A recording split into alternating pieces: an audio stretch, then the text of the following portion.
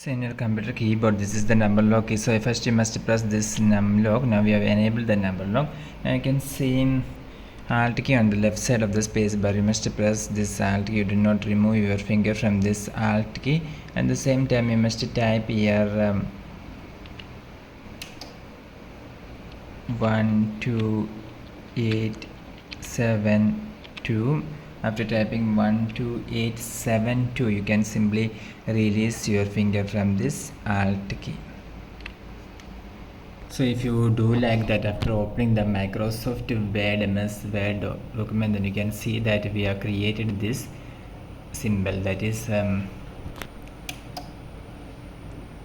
so we have created a circled number 10 in black square using this keyboard shortcut Alt 12872.